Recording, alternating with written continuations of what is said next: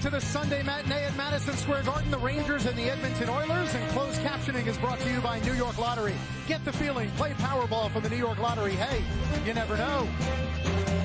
And our goaltending matchups brought to you by IOTV. IOTV brings you the best HD experience free. And Nikolai Hobbybullin, who won a Stanley Cup with John Tortorella in Tampa in 2004. He had won his first 2 starts and has lost 9 of his last 11 for the Edmonton Oilers. And meanwhile, for the Rangers, Marty Biron back in the net, where he is 0-5 in his career against the Edmonton Oilers. Something to keep in mind for today. Yeah, there's the head coach, Tom Rennie, makes his return to Madison Square Garden. Now, John, when I talked to him last night, I asked him about coming back here, and he says, I'm so happy that this is an afternoon game. He says, I'm already having trouble emotionally thinking about this game. That's what being part of the Ranger organization meant to Tom. Yeah, he talked about it in the pregame as well with the writers, and even in his interview with Al before the game, you can hear the emotion in his voice, and certainly Tom Rennie, it's a special day for him. The lineups are brought to you by Verizon Wireless. Meanwhile, look for the Rangers to come out very physically, but play hard. This is not a very physical Edmonton Oilers team. Here's a 3-on-1 opportunity, though, off of Karam, and good play in front, good back check by Ryan Callahan with Mark Stahl in front as well, and that thwarted the first opportunity of the game. That's a youthful mistake for Taylor Hall. That's a 3-on-1 with a wonderful opportunity to shoot the puck. Taylor Hall, being unselfish, tried to set up a teammate. It turned into no shot on goal. 27 is Dustin Penner for the Edmonton Oilers. He battles with Steve Eminger, who's on defense for the Rangers, alongside Michael Del Zotto. Cross ice it goes, and now deep for Penner. Andrew Cogliano, number 13, has the puck. Right side. Throws it back behind the net. Del Zotto after it.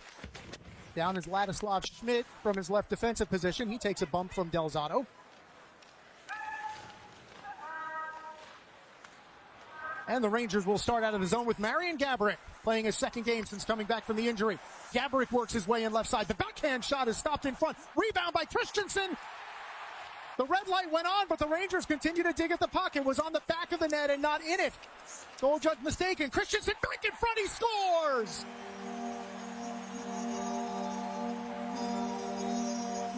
So persistence pays off for Eric Christensen. At a minute 35 in, it's 1-0 Rangers. This all starts with Marian Gaborik. What a move he makes right here. The defenseman falls down because of the move. How about another one? And now another one, and the shot. And then away they go. I thought that one was in also. The red light went on, but it was on the back of the net. But the Rangers stay with it. There comes the forecheck, and Gaborik finishes things off with his first of the year. So I stand corrected. Marian Gaborik at the side of the net is the one who puts it in, and the Rangers have a 1-0 lead early on. He deserved it with all the work he did from the neutral zone to the blue line, the moves, the shots. Great work to make it 1-0. And that's the start that John Tortorella talked about before the game when he said he was worried about where this game was going and how he wanted his team to be physical and hard on the puck early, and they get the reward early on. Well, they had a meeting last night about this game, and here comes Gaborik. I think he's feeling pretty good. That great move. One more around Dustin Penner, who was fishing for the puck. And then give Hobbybullin credit. He made a good save. And then Gaborik, fighting, working to get the puck. And then does this and is able to slip it through the legs of Hobbybullin. That's the kind of start John Tortorella was looking for. First goal of the season for Gaborik has given the Rangers a 1-0 lead. Rangers have what John Tortorella called his best line start to finish on Thursday night. It's Brian Boyle centering Ruslan Fedotenko and Brandon Prust on the ice. Matt Gilroy back for it. Number 14, Jordan Eberle for the Edmonton Oilers. Behind the net as well, Steve McIntyre. Out to the point, now right side it goes for Ryan Whitney toward the net. And that one all the way through. Keep an eye on McIntyre and Bugard in this game. You keep an eye on them, all right? From a distance. Oh, boy. Two big guys that don't like each other. And Bugard is on the ice for the first time, along with Derek Stepan and Sean Avery, fourth line for the Rangers. Now Bugard after it into the corner. Centers it, and Hobbybullin deflected it. Avery with an opportunity. Hobbybullin with 2 saves, and he covers the puck. There goes McIntyre. He goes right to Bugard. But McIntyre has been on the ice. He's number 33. He's a big guy. These are two of the biggest, tough guys in the National Hockey League. McIntyre used to be 265. He's down to 250. And another good job, good work on the forecheck. Avery did not get all of that backhand, but he stayed with it. Javi Bullen was a little quicker. Bugard got in quickly. Bugard playing right wing in this game. Has the stick held, and then here comes McIntyre. I think that's just a little message. I think McIntyre, who had been out there for a long shift, said, we're going to do this a little later on in the game. Might be sooner rather than later. Rangers have their top line back on the ice as it's wound around to Ladislav Schmid. And he clears his own up ahead. Hemsky, though, is a half step ahead of the playoff side, or he would have had a breakaway. Downstairs we go. Al Troutwig. John, you know, lately there's been a lot of haircutting around the National Hockey League, and of course some players are growing mustaches for Cancer Awareness Month, like former Ranger Jason Strudwick. And a lot of the Oilers have mustaches, but some of them are so young they can't grow mustaches. Back to you. That is a good point. Yeah, we had mentioned of the 12 forwards in today's game for the Oilers, 6 of them are younger than Tom Rennie's youngest daughter, who's 22 years old. And that's what he said. He kiddingly said, yeah, I adopted about 8 or 9 kids when I took over the Edmonton Oilers. They are going to continue to do that. Steve Cambellini is the general manager. And I talked to him before the game. He met with 13,000 season ticket holders in the spring over a period from February to May. Told them what the plan was going to be, and they've been tremendously supportive in Edmonton of this youth movement.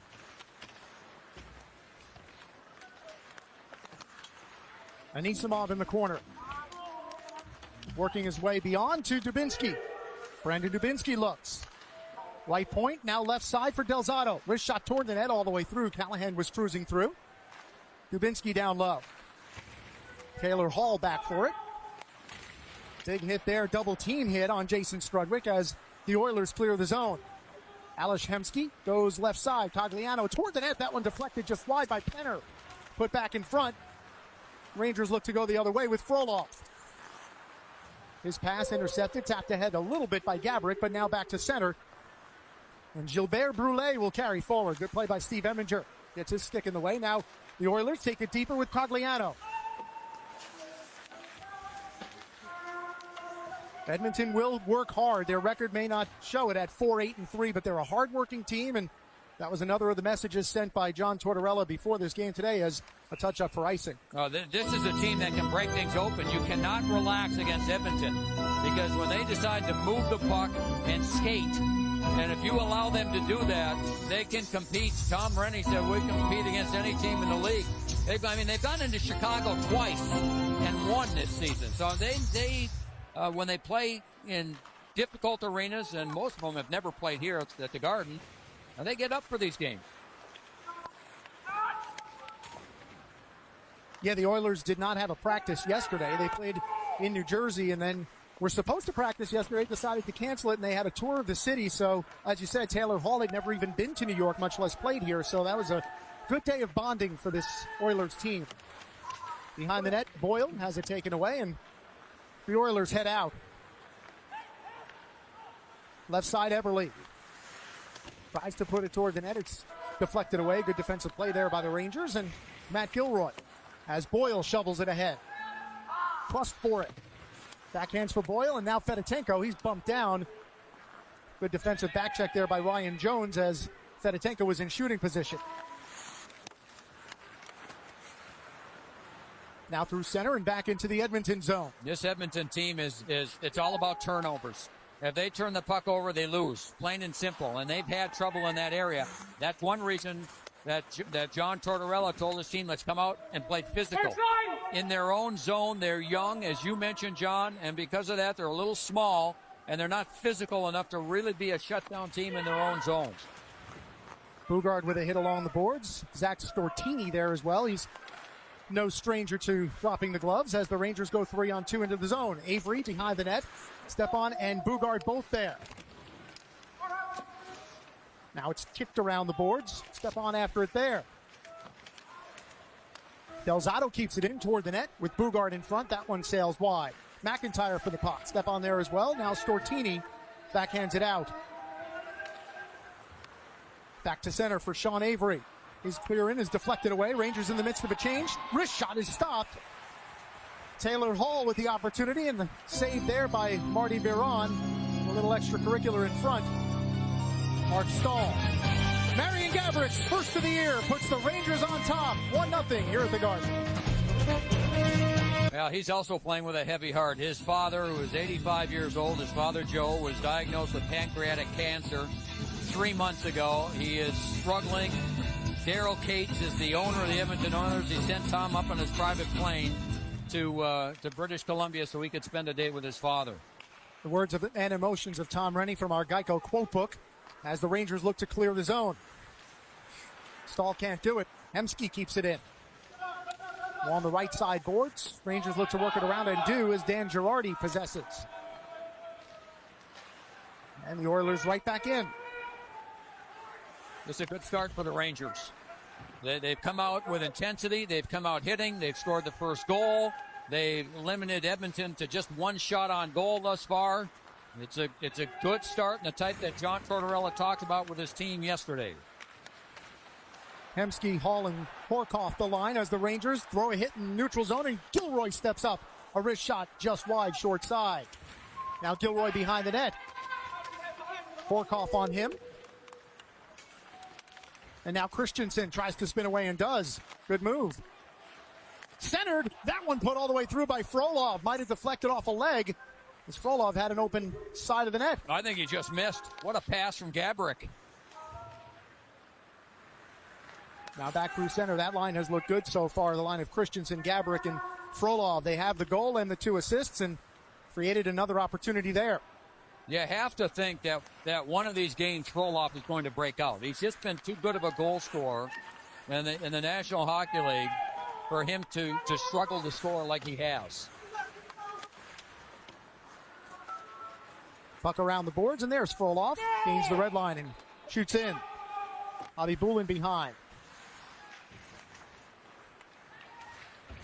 Now the Oilers through center. Andrew Cogliano. Toward the net. That one deflected to the corner. A little bit of an open opportunity for Schmidt to the middle. That wrist shot knocked down in front by Dan Girardi, who leads the NHL in block shots and puts another in that category. By the way, our mistake. That was Sauer that actually moved in from the point and just missed. They shouldn't wear similar numbers and be right-handed shots and be about the same size. Or we should get better glasses. And similar skaters, right? That's Tom Gilbert back for it. Rangers get there first to the point. Eminger keeps it in just inside the blue line. Now Gilbert has another opportunity. Now Hemsky backhands it high in the air. And it's ahead of the play and offside with 10 minutes, 43 seconds remaining here in the first period. Of course, Michael Roosevelt still out of the lineup because of that shoulder problem. So Steve Eminger has been moved up to a top 4.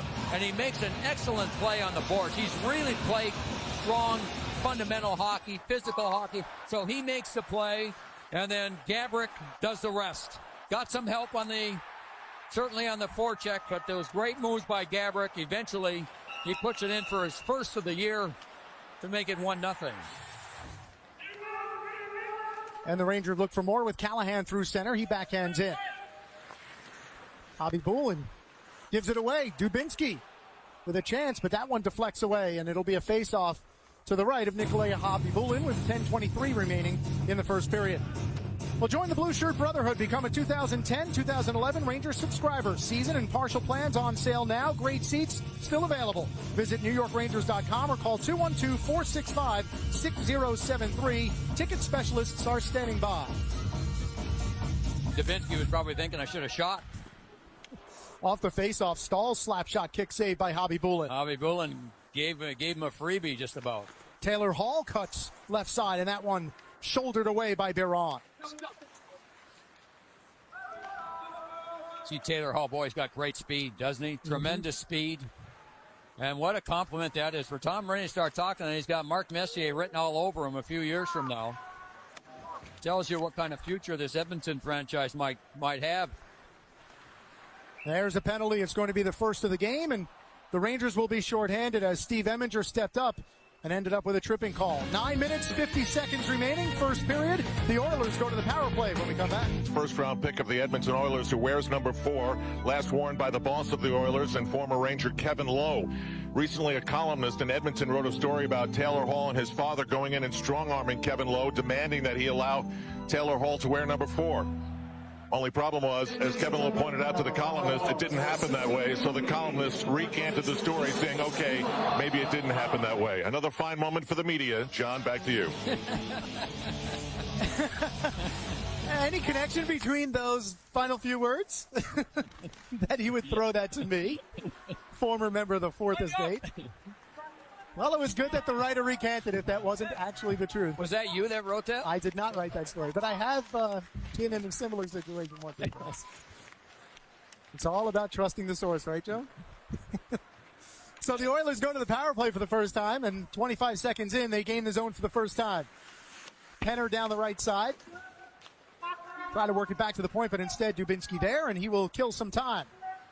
And it gives you an idea, again, for those who don't know Kevin Lowe very well, about him. No ego, 6-time Stanley Cup winner, and I still think he's got a shot to go to the Hall of Fame. Hemsky into the zone.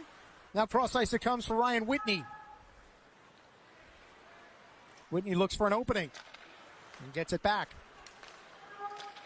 Oilers 15th in the league on the power play so far this season. Hemsky goes cross ice, open opportunity, down in front, and a stop as Horkoff was right on the doorstep. And a good save by Marty Biron. Oh, that is a good save because Biron, that shot looked like it was going, and he was going to have to make a left pad save. But watch how quickly he gets the pads together. There it is.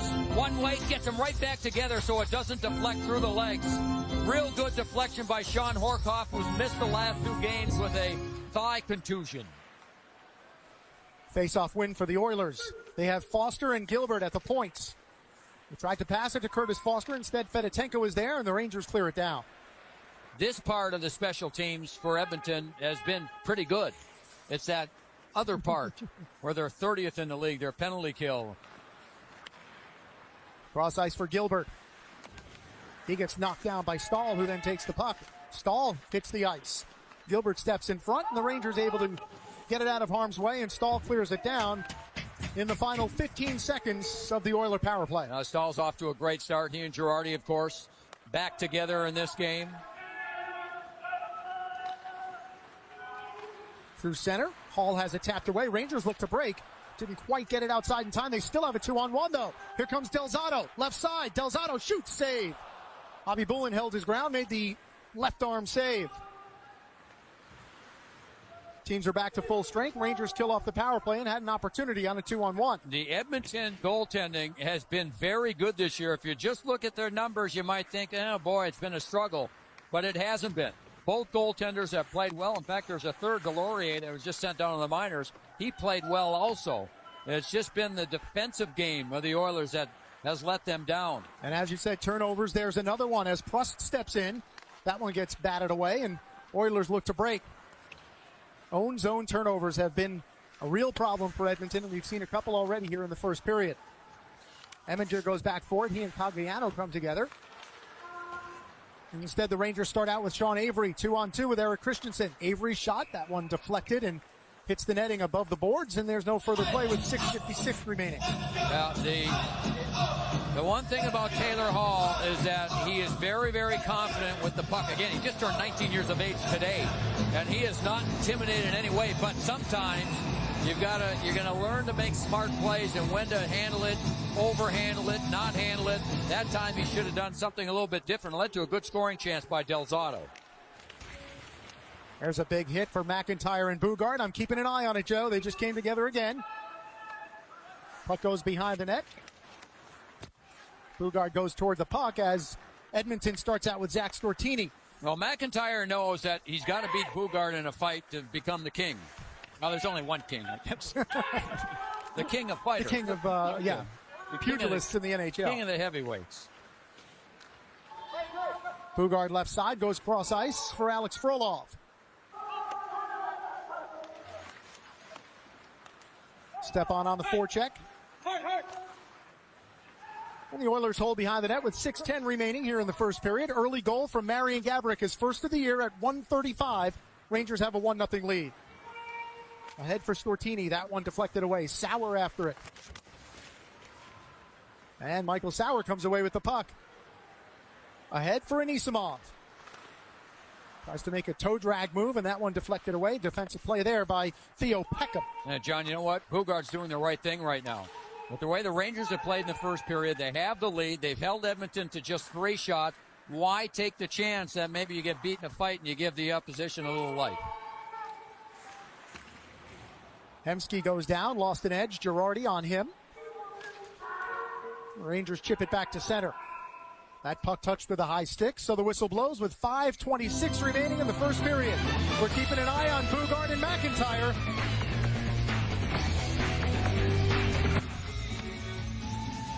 You go around the NHL, brought to you by your Tri-State Cadillac dealers. Visit CadillacTristate.com to find a dealer near you. And how about Jeff Carter cashing in 11 years, $58 million extension from the Flyers, and Ray Whitney from the Coyotes, a hat trick and 2 assists, a 5-point night last night against the Blues. Well, congratulations to Jeff Carter. They're keeping their young core together as Paul Holmgren in Philadelphia. And meanwhile, Ray Whitney was a free agent signing from Carolina. Signed a 2-year deal worth about $7 million with Phoenix. Those 3 goals that he scored last night were his first of the season. So he had struggled. They've been waiting for him to take off, and that'll probably get him going. Good move by Christensen into the zone, but a half step ahead of the play and offside with Sean Avery. 5:19 remaining here in the first period on Kids Day here at the Garden, and they were treated to a goal early on from Marian Gaborik, and plenty of kids all around the building enjoying a Sunday matinee of Rangers hockey. There they are. Those are the Edmonton Oilers prior to the pregame. Tom Rennie, you saw the hand there. Come on, Taylor, let's have a good game. Don't worry about being in Madison Square Garden.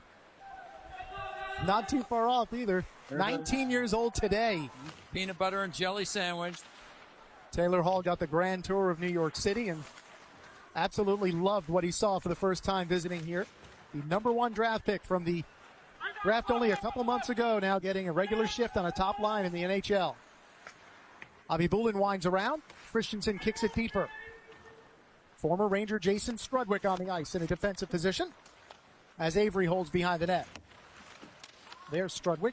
He's a good person to have on your team when you've got a lot of kids that are trying to find their way.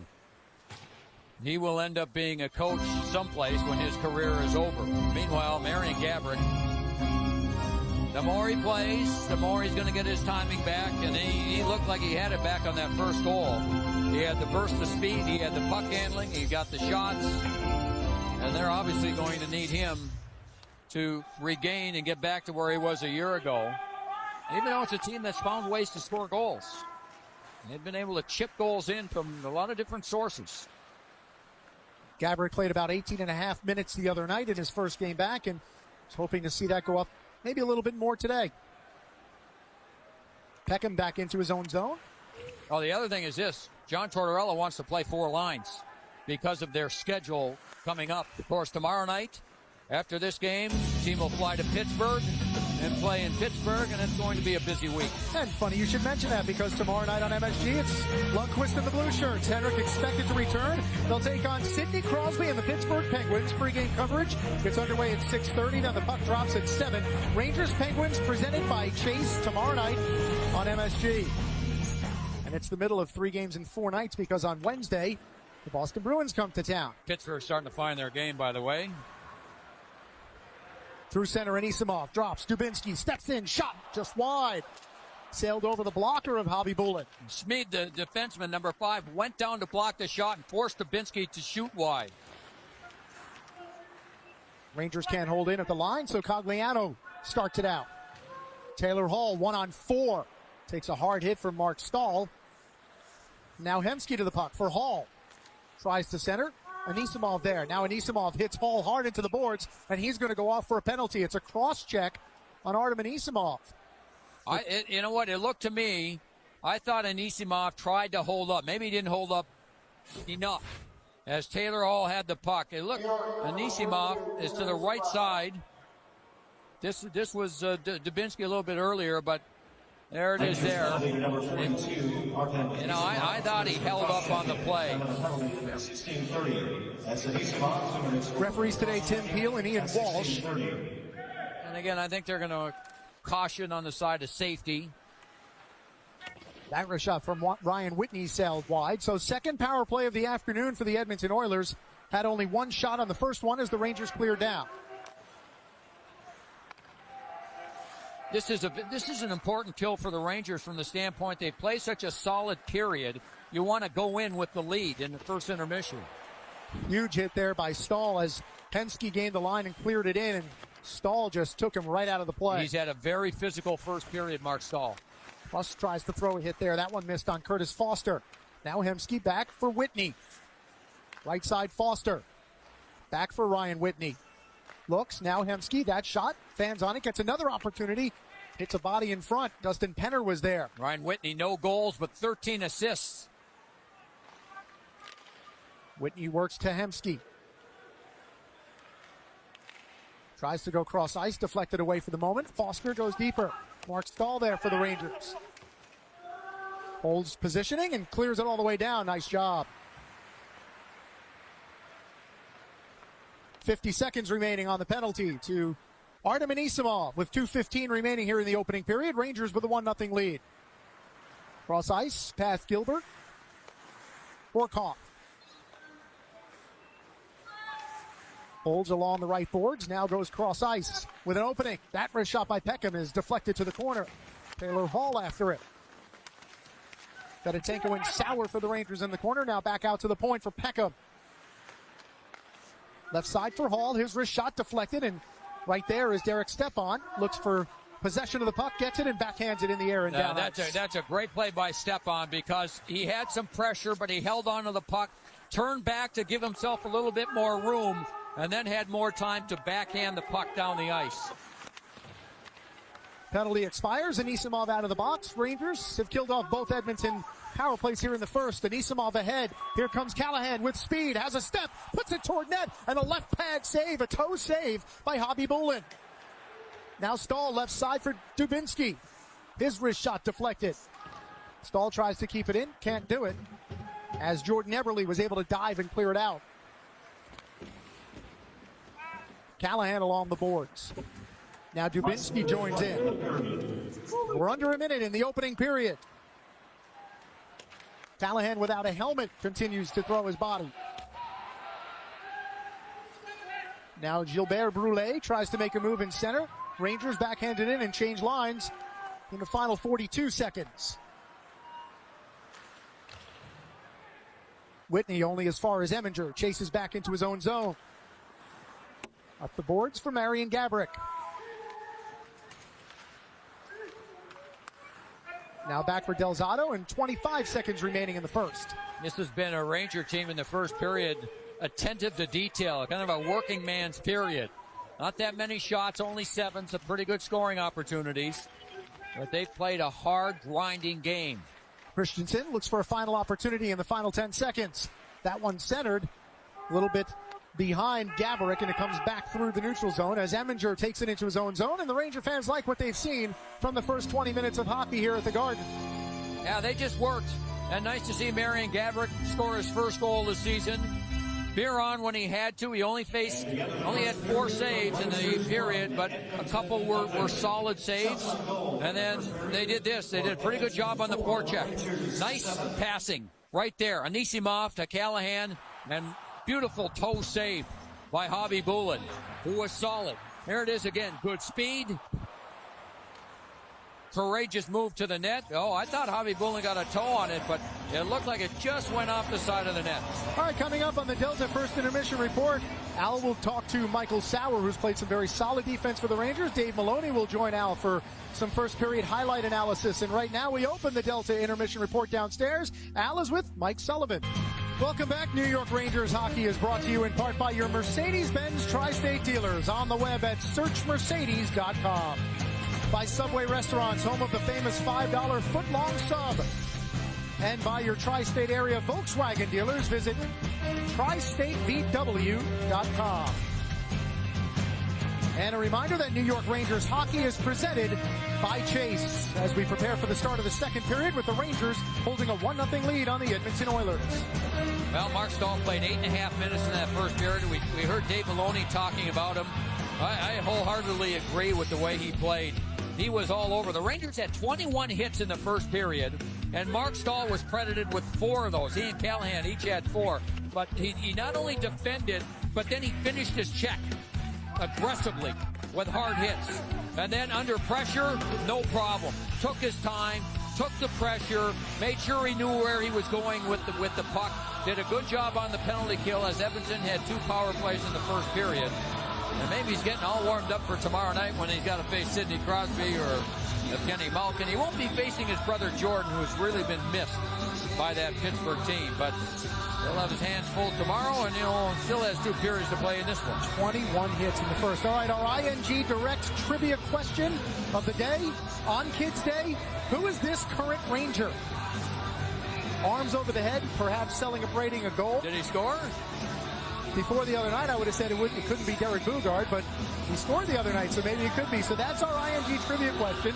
We'll give you the answer at the end of the second period. Think it over as you take a look at that mug and tell me who that current Ranger is from back in the day. Rangers have their top line, Anisimov, Callahan, Dubinsky on ice to start the second period, and it's against Edmonton's top line of Horkoff centering Hall and Hemsky. Hemsky is really a player you have to watch. He's been their best player throughout this season. Great hands. His competitive level has been good game in and game out. Transition game for the Rangers there, but that attempt sticked away, and Edmonton will start again with Ryan Whitney in his own zone through center. There's Hemsky. Turned left side, back to the point, just out of the reach of Whitney and all the way down ice. That's where Tom Rennie has really helped Hemsky because he's had the reputation of sometimes playing well and working hard. Other games, you don't notice him. And Tom Rennie has worked with him to get him to the point where he competes every game. Ranger line change now as Christensen, Frolov, and Gaborik. This is Marian Gaborik in center, spinning away from Dustin Penner. Gaborik still with the puck. As he goes behind the net, left side, and now to the right side. Centering pass for Eminger off his stick. Frolov tried to go between the legs. Now Christensen. Eminger down from his point spot for Frolov. To the point, Delzato. Now down deep. Rangers continue to look for an opening with Gaborik at the goal line. Now behind the net, Frolov. Frolov gets it back all the way through. Gaborik was open, but just a half step ahead of him. Good cycle work, good pass there by Frolov, just a little bit too far in front. Now Christensen along the boards. Rangers keep it in the zone. Now this is good pressure. This is where Edmonton has problems. Gaborik to it. Down low, Frolov. Oilers can't get possession as Christensen slides it back up for Eminger. Now back down around the other side, Gaborik. He gets taken down. Rangers go back to the puck. Christensen goes down as well. That one wound around, kept in the zone by Eminger. Now finally, Edmonton has an opportunity 3-on-2 the other way with Cogliano. Middle now, right side. That wrist shot sails wide just over Marty Biron's glove side. And the Rangers go the other way with 4 of their own. Brian Boyle down the middle. His shot blockered away by Javi Bulin. Over the boards and out of play with 17:39 remaining in the second. Yeah, it was such a strong shift. You talk about determination with the puck. This is the second time he's done it. The other time was when he scored the goal. But look at how he draws the crowd and protects the puck. Won't give it up until he makes a play. Very similar to the goal he scored. And then he just missed on that pass from Frolov. Good shift. Foyle wins the faceoff toward the net. That slap shot was deflected. Matt Gilroy put it toward goal. Hit an Oiler in front, and Javi Bulin able to cover up. They might have hit 2 players. I think one's out high, and then maybe Boyle. Here's one. It hit Boyle first. Then the second deflection was off the skate of the Edmonton defenseman.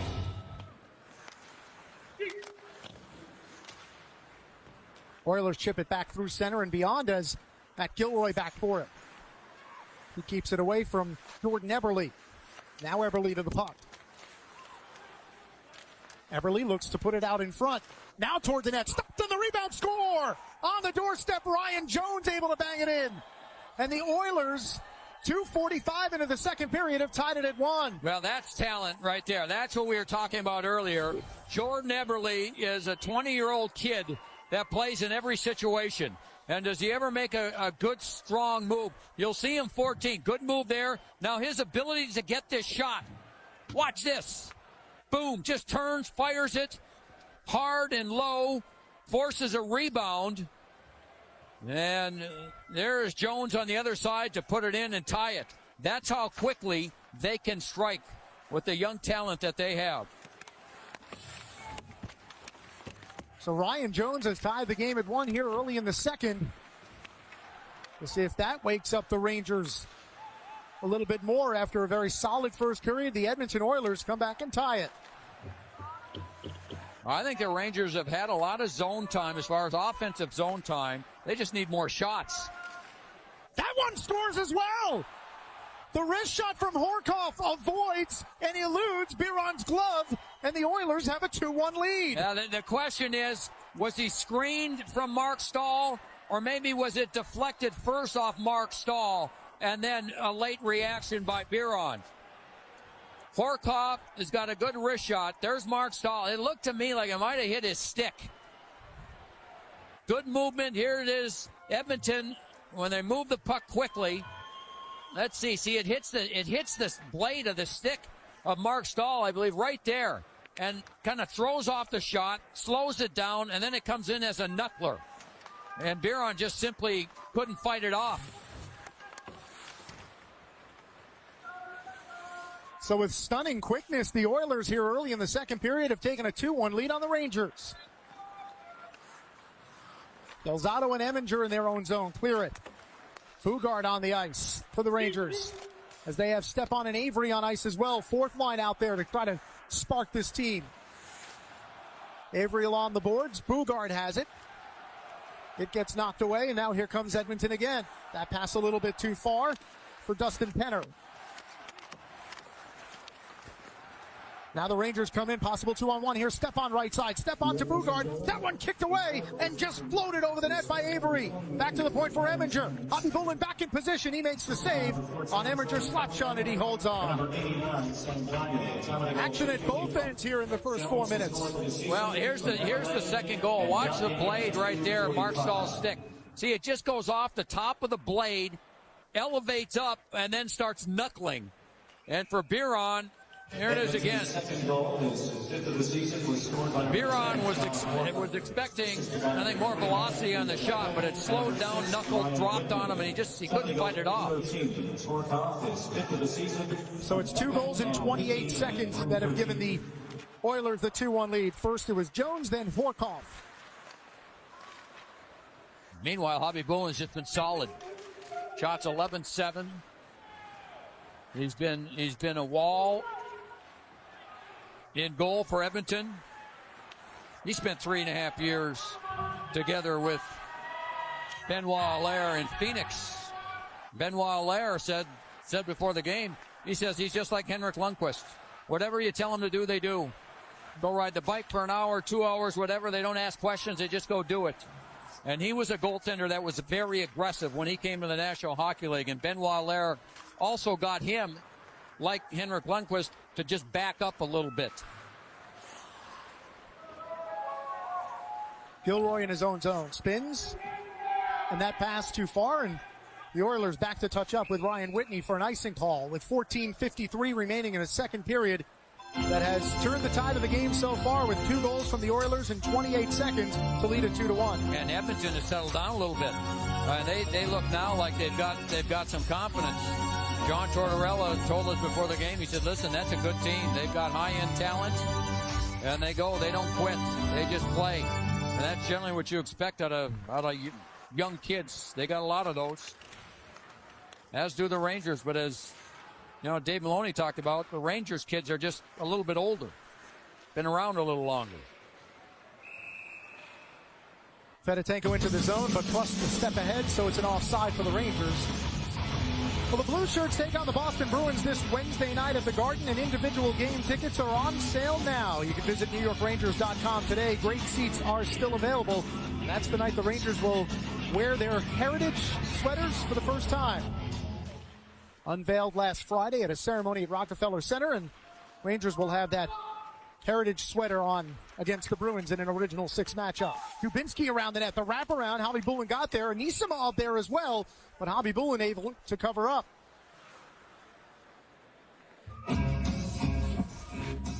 Now Dubinsky, strong move.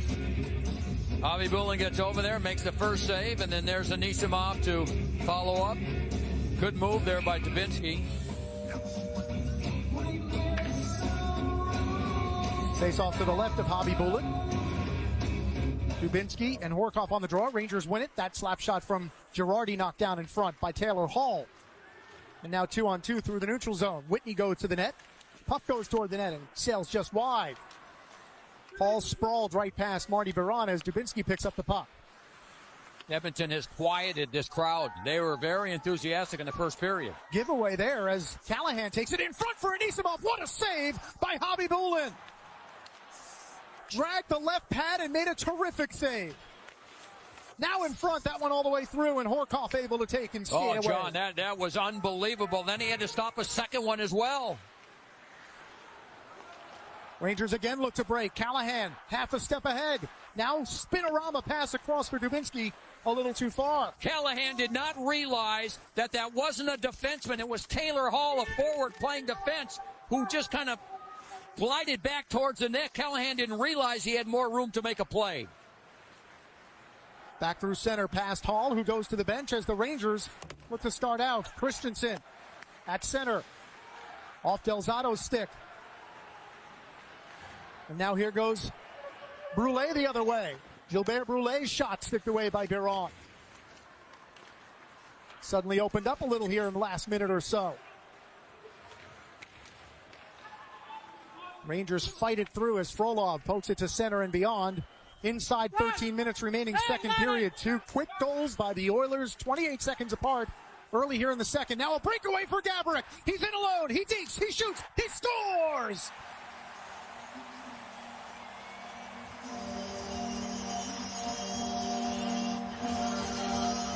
The gorgeous pass to Gaborik, who deked Hobby Bulin down, and his second of the game has tied it at 2. There was a deflected pass in the neutral zone, and Christensen was able to pick it up. There it is, deflected by Christensen, regained by Christensen, perfect pass by Christensen, and what a move to score the goal. So Christensen has his stick in the right position to make the defensive play. Then he goes on the offense, and what a move by that guy right there. He went shoulder after he got tripped here. He goes shoulder into the post.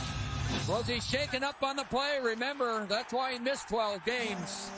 And it was the left shoulder, which was the one that he injured. And then that didn't help. Christensen jumps on top. 2 for Marian Gaborik. And a terrific pass from Erik Christensen. And it's tied at 2 here at the Garden. That shot is deflected away. Good block there on the shot by Jordan Eberle. And now here comes Fedotenko. Right side, slides it through. Boyle scores!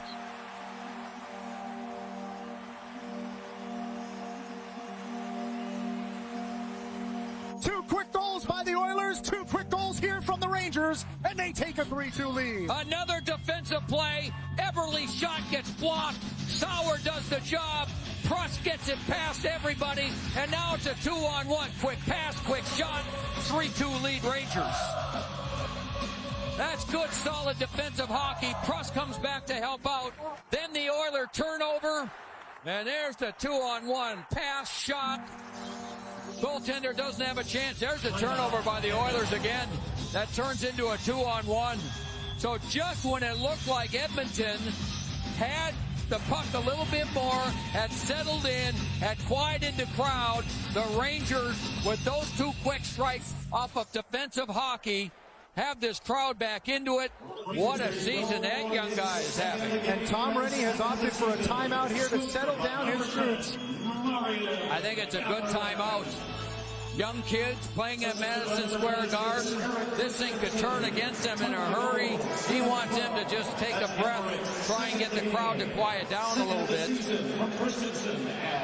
Brian Boyle is finding his confidence. So there you go. The Oilers earlier in the period, 2 in 28. The Rangers 2 in 25 seconds, and they have their lead back. It's 3-2. Brian Boyle with 8 goals now on the season. 8 goals for a guy who had 5 as a season high in his career coming in. Brian Boyle. You give him a lot of credit, John. You give the coaches an awful lot of credit for being patient with him, staying with him, playing him on the fourth line, and letting him work his way up. And he worked hard in the offseason to better himself, and it's paying off. Behind the net, Avery. Now Hall tries to step away with the puck.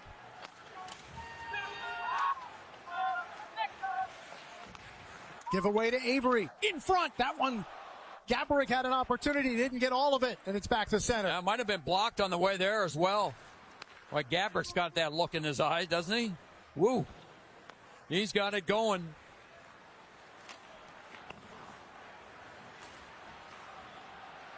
Through center. Sam Gagne. Looks to make a move. Check it, Alex Hemsky. Hemsky still with the puck.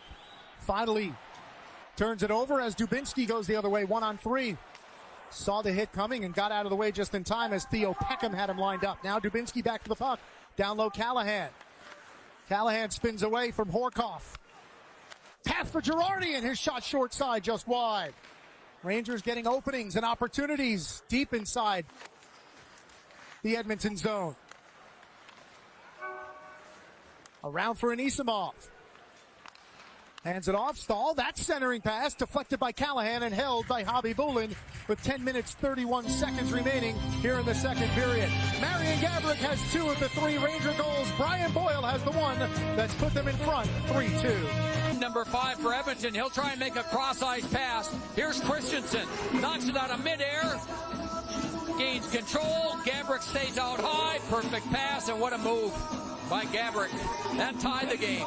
And then how about defense? Sauer makes a defensive play. Now gets some help from Prust. This has been a problem for Edmonton. Giveaway, 2-on-1. Quick pass. Excellent release by Boyle, and the Rangers in 25 seconds take a 3-2 lead. And they have a face-off to the right of Hobby Bulin, won by the Oilers. Rangers have twice as many shots as Edmonton so far, 18-9, the shot advantage for the Rangers, and they lead at 3-2. In his own end, Andrew Cogliano. Hands off for Jason Strudwick. There's another giveaway as the Rangers take back and move into the zone. Boyle down the boards. Now Prust after it with Strudwick. Boyle there to take the puck. Hands off for Sauer. John Tortorella felt that this was the best line against Buffalo, the Boyle line with Prust on one side, Fedotenko on the other. Biron fanned on that hard around, so Gilbert Brule takes the puck, tries to put it toward net. Second time, now out in front for Jones. That one knocked away. Puck is loose and eventually shoveled back to center. Well, the Rangers collapsed to the net, and everybody was diving to the ice to try and block that shot. I don't think the puck got through to Biron.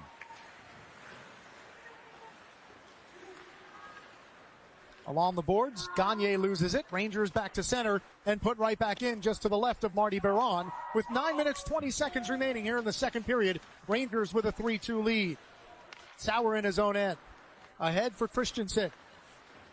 Now Prust shovels it in, goes to the bench. Rangers get Marian Gaborik on the ice. Ladislav Schmidt through center. And now Delzato looks to go the other way. Gaborik holds. Makes a move around Schmidt, gets taken down. There's a penalty upcoming. Rangers into the zone.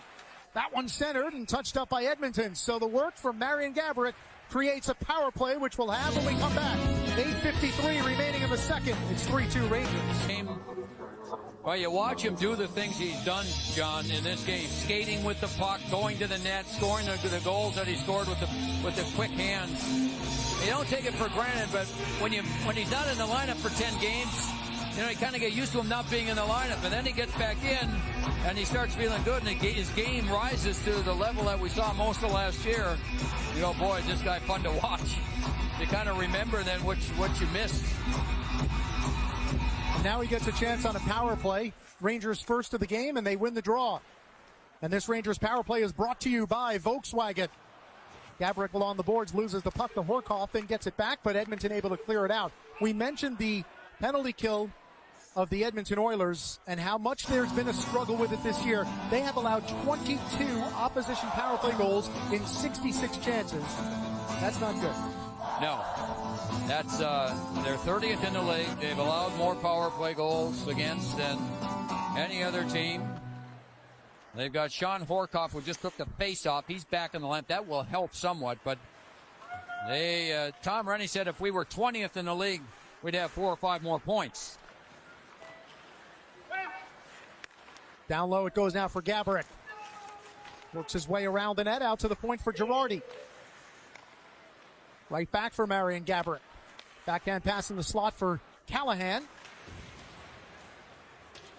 2 Oilers on him. Rangers go to the puck. Now Hobby Bullen behind the net, hands it off.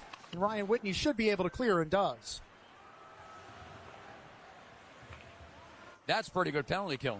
I mean, just pressure, everybody on the move, try not to let the Rangers handle the puck. That was a good sequence. Through center, good pass there. That wrist shot stopped by Hobby Bullen, but he did not have good rebound control, and it hits the post.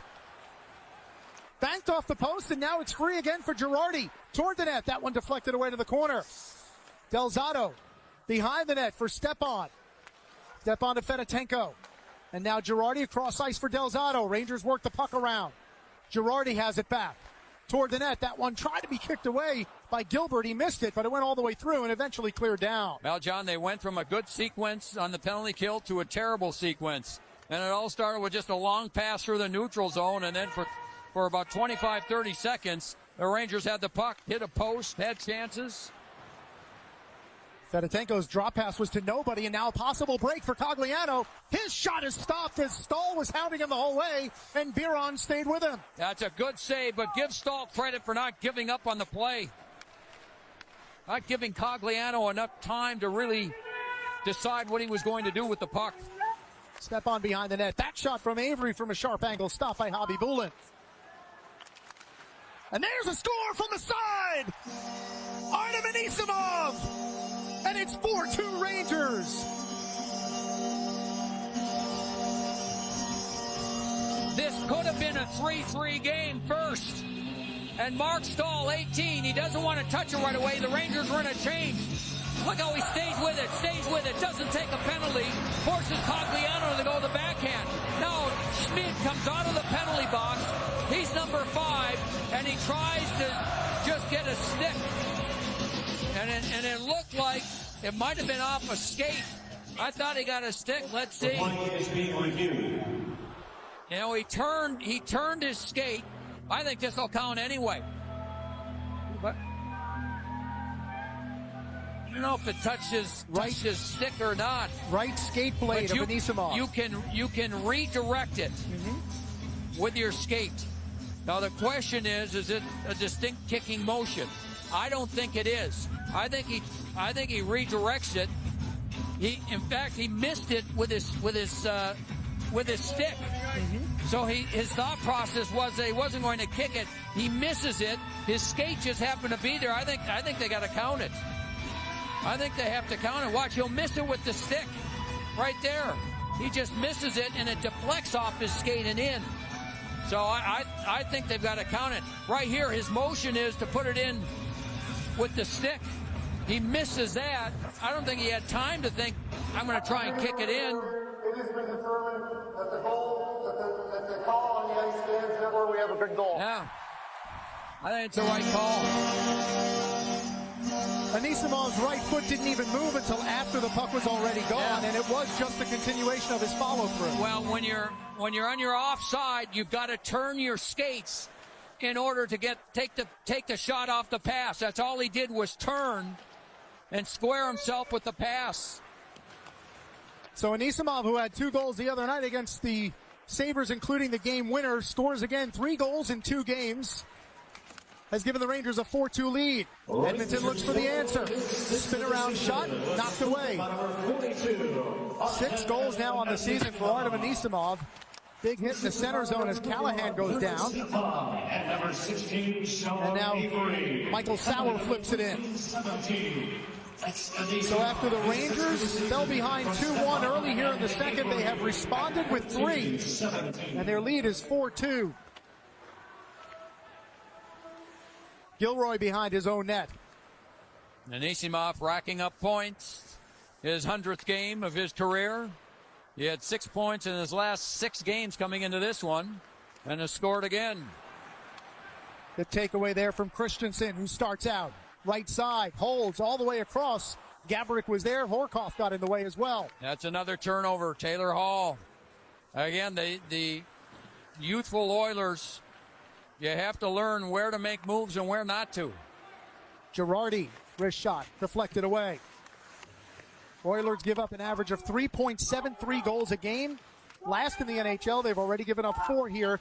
We haven't played 2 periods yet. It's a wonderful thing to have confidence and to think that you can make plays anywhere on the ice.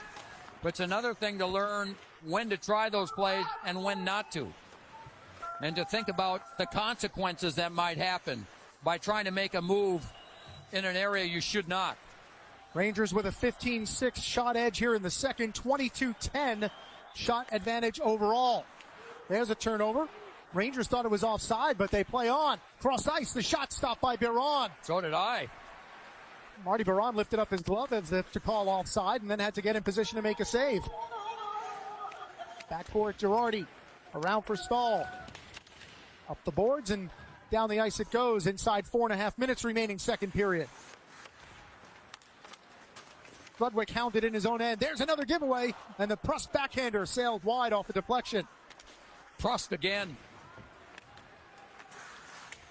Tom Gilbert tries to spin away from 2 Ranger forecheckers, Prust and Boyle.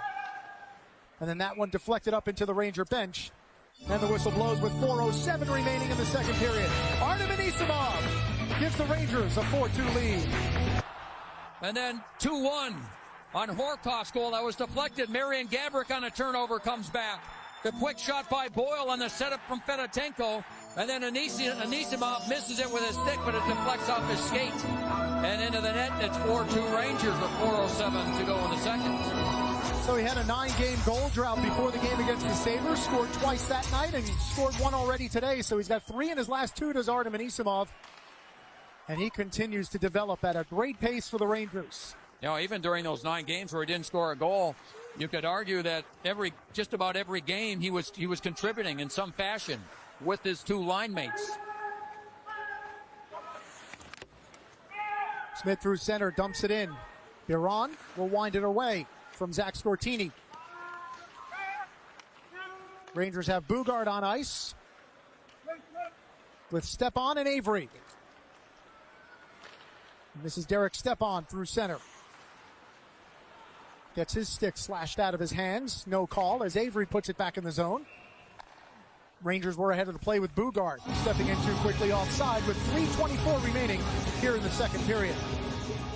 Well, coming up tonight on MSG Network, Amare and the Knicks battle Yao Ming and the Houston Rockets. Live coverage gets underway at 7 with Knicks game night, and then the action tips off here at the Garden at 7:30. Knicks Rockets presented by Chase right here on MSG. So as soon as we're done here, they'll get immediately to work in transforming this from a hockey rink to a basketball court in time for the Knicks and the Rockets. Horkoff, wrist shot, kicked away, right pad saved by Martin Biron. Out of the corner. Battle for the puck, and the Rangers step away. Callahan right side.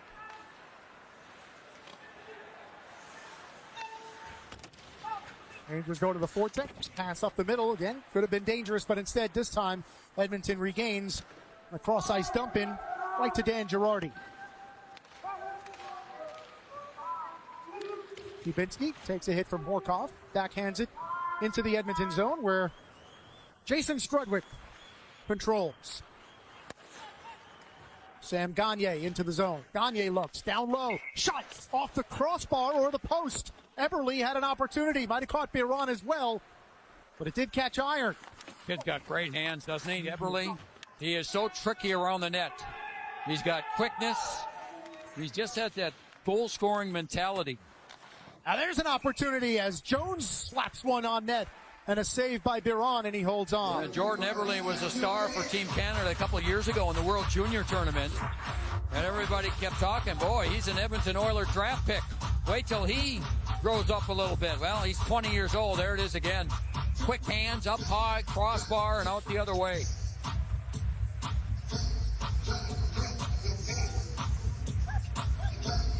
So the faceoff will be to Biron's right.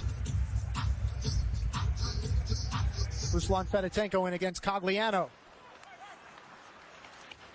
Up the left boards, Prust looks to poke it away from Snit and does back to center. Gilbert Brule taps it ahead, but only to Michael Delzato with 2 minutes remaining here in the second period. 3 Ranger goals here in the second, 2 from the Edmonton Oilers, and the Rangers have a 4-2 lead. Nifty work from Fedotenko along the boards as the Rangers start out a little bit past Brandon Prust. And now Dustin Penner goes cross ice for Cogliano, who's got Brule with him into the Ranger zone. Now cross ice, Penner is open, his shot deflects away. It looks like it might have caught Steve Eminger in the back. He winced a little as he got up, and now he goes for the puck. Yeah, Fedotenko might have been able to get a stick on that as well, or might have gotten a stick on it, I should say, before it hit Eminger. Rangers go for a change with 1:15 remaining here in the second. Oilers the other way, Horkoff, cross ice, Taylor Hall off his skate. Batted down, past Hemsky, and the Rangers look to start out. Stahl, head up, long pass, that one deflected away by Horkoff as we're inside the final minute of the second. Cross ice for Whitney, now down low, terrific pass for Hall. Had it skid off his stick though, he wasn't able to put the puck on net. That's because of Callahan, another good defensive play. Callahan all the way back to the net and deflected that shot behind, or the pass behind the net. Dubinsky toward the net, and Isamov cruising through, that one too far. Final 35 seconds of the second period. Gagne takes a hit, stays on the puck. Sam Gagne centers, Rangers there in position. Delzato sticked it away. And the dump in from Dubinsky with 20 seconds remaining. Well, the Rangers came into this game leading the league in block shots, second in the league in hits, and that's exactly what we've seen. They have lived up to those two statistics through 2. Gagne to give away. Gaborik slides it across. Christensen open. Back for Gaborik, who scores. Or Frolov was on the ground as well. Both had their sticks there. It's 5-2 Rangers with 4.8 seconds left as Alex Frolov gets to celebrate a goal. I think Christensen was looking for Gaborik, and Frolov said, I'll take it. The turnover, the pressure, again, look at Edmonton. They're standing still trying to make plays. The Rangers are skating, and that's what leads to this. Gaborik, as he was going to the net, Christensen was very patient. Right here, looking, yeah, maybe he was going for Frolov all the way. Frolov is strong around the net. Beautiful pass by Christensen, who's had a marvelous second period. And the Rangers will go to the dressing room with a 3-goal lead. After falling behind here early in the second, the Rangers respond in earnest with 4 goals after falling behind. And the most recent from Alex Frolov. Boy, that line's been good. That has been a good line. You add another offensive line that can continue to put pressure on and get that type of scoring along with the Anisimov line. Now you make it difficult on the opposition to defend you. All right, so with the Rangers leading 5-2 after 2, we ask you in our ING Direct Trivia Quiz, who is this current Ranger? Got any ideas, Joe? Yeah, that house looks like it's in Minnesota. It does. It looks like a Minnesota house. You can tell that, huh? Yeah. Derek Stepan, and it is a Minnesota house. You live there, you should know. So that was Derek Stepan. All right, the New York Lottery second intermission report coming up. Al Troutwig will speak with Mark Stahl. He'll also have Dave Maloney in studio for second period highlights. Let's go downstairs, Al, with Mark Stahl. Okay, John. Mark, you've had such a 4-2, so Stahl makes a defensive play, and Rangers turn that into a 2-goal lead. And our telestrator look brought to you by Acela. Enjoy the journey. It's quite a journey in the second period as the Rangers have a total of 23 shots on goal. Edmonton only 13. 9 different Rangers have gotten on the board so far today with at least a point. All 9 of them are forwards. The only 3 without a point, Derek Bugard, Ryan Callahan, and Brandon Dubinsky. Those 3 don't have a point yet. Everyone else has at least. You got to pick up their games. Well, they're right back out there to start the third period. So here we go, third period of action. Rangers with a 3-goal lead. And immediately Dubinsky on the forecheck. Cross ice it goes over Hemsky's stick. And he whacks it into the Ranger zone where Marty Biron will stop. Callahan took a hit behind the play, and Edmonton takes the puck. Ryan Whitney in his own zone for the captain, Shorn Horkoff, back in the lineup. Taylor Hall winds up, that one blocked down by the leading shot blocker in the NHL, Dan Girardi. Cogliano throws a hit, also another hit on Anisimov in the center zone. That one by Ladislav Schmid as the puck put back into the Ranger zone. Marian Gaborik with 2 goals on the afternoon to Alex Frolov, who snapped a 10-game goal-scoring drought with his goal in the final 5 seconds of the second period. Well, that headman pass down the middle, Frolov couldn't quite connect enough. Rangers trying some home run passes, and they're succeeding. With a 3-goal lead, not a bad idea. Gaborik into the zone. His wrist shot just wide, glove side on Nikolai Khabibulin. Now Frolov collects. Backhands deep for Gaborik. Marian Gaborik holds. Now wound around and back to center as Steve Eminger will pick it up for the Rangers in his own zone. Eminger has played very well again today, and he seems to have really settled in. After missing most of training camp and a rough start first couple of games of the season, Eminger has played well for the Rangers. I don't think I've seen him play a series of games where he has that physical edge to his game on a consistent basis. They've gotten him to play that way because he wasn't that way in camp, but they have been able to get him to play with an edge, hit people, and yet he's still making plays. This one too far. Gilroy touches up, so there's an icing call. 1:55 into the third period. Well, after the game, you can hear from the players and head coach John Tortorella as well. Plus, you'll get highlights and analysis from Dave Maloney and Joe Micheletti on the Mercedes Rangers postgame. It immediately follows today's action right here on MSG. Again, part of a day-night sports doubleheader here at the Garden and on MSG. The Knicks will play tonight against the Houston Rockets. 7 o'clock pregame, 7:30 tip-off. Toward the net, deflected away.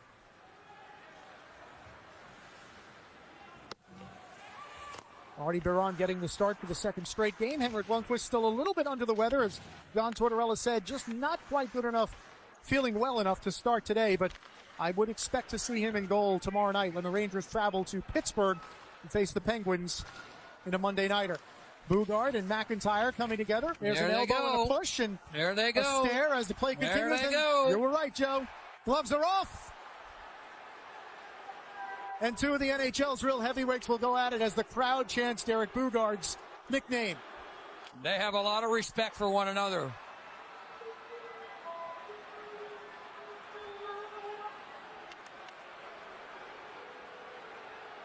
Bugard keeping the left hand extended so as to keep McIntyre away, and he throws a couple of rights.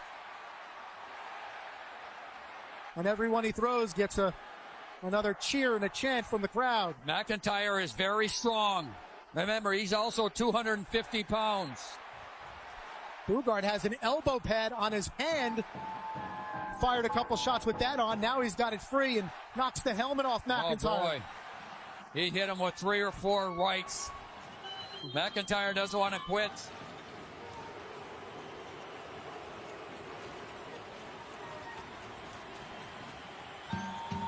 Well, you only said that in pregame, right, Joe? Well, these are the 2 of the biggest, toughest guys in the league. And for McIntyre, he knows that they've had a fight in the past. When Bugard was with Minnesota, they fought. And McIntyre's known for months that this game is on the schedule. Once this year, these 2 will get together. And McIntyre knew that he had to get ready for this, and Bugard was finally able to get his right hand free, his right arm free, and he hit him with 3 or 4 big rights.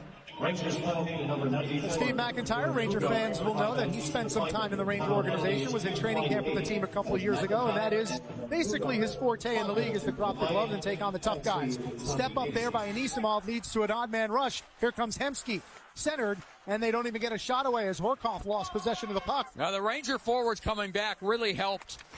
Hemsky tried to go back with it. By that time, the Ranger forward got all the way back. That was a 3-on-1. and no shot for Hemsky or the Oilers. Another turnover by Taylor Hall in his own end. Leads to Callahan with the puck left side toward the net. Gloved by Hobby Bulin, who's able to cover up as Anisimov gets into it with Peckham in front. Well, that was deflected by Anisimov. The shot by Callahan. Anisimov, we've seen him this year, how adept he is in front of the net at deflecting shots, passes, and it looked to me like he got a piece of that one. But just prior to that, you see all the Rangers, they get caught. Everybody gets caught down here. And now here come the Oilers. 3-on-1 break. And look at Dubinsky come back. The other players come back. And eventually right there, and by the time the puck is brought back, the Rangers have all 5 players back into a defensive position. And then there's the deflection by Anisimov. And he draws a lot of attention in front.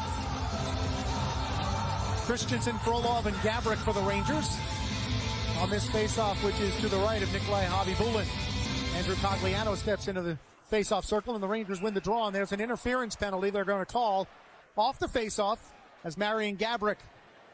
He gets the penalty, John. Yeah, set a moving pick, and as Delzato went for the puck, Gabrick was whistled for interference. He and Gilbert Brulé. Brulé tries to get through Gabrick, and I'll tell you, here's the other thing. That was a slew foot, even though Gabrick deserved the penalty. But you see Brulé with the slew foot, the left leg behind the legs of Gabrick, and down he went. That's a dangerous play. And no question, Gabrick was guilty of interference. So the Oilers now on their third power play of the night, 0 for 2, only 2 shots on their first 2 power play attempts. They work the puck left side, Dustin Penner. Left half boards now down low. They try to put it in front. Good play by Boyle, who read the pass to Cogliano and sticked it away. And Stahl also getting the stick down and deflecting it. Plus backhands it deeper. Ranger forwards will change it up once Boyle comes back into position. Ruslan Fedotenko on ice as well for the Rangers. Stahl throws a hit on the blue line as Tom Gilbert winds it all the way around, and it comes all the way back into the Oilers zone. 45 seconds gone by, and the penalty to Marian Gabrick. Coming up on 16 minutes remaining third period, Rangers with a 5-2 lead. That one swatted away, and now a race for the puck, and Hobby Bulin will get there first. Comes way out of the net. And hands it off to Gilbert.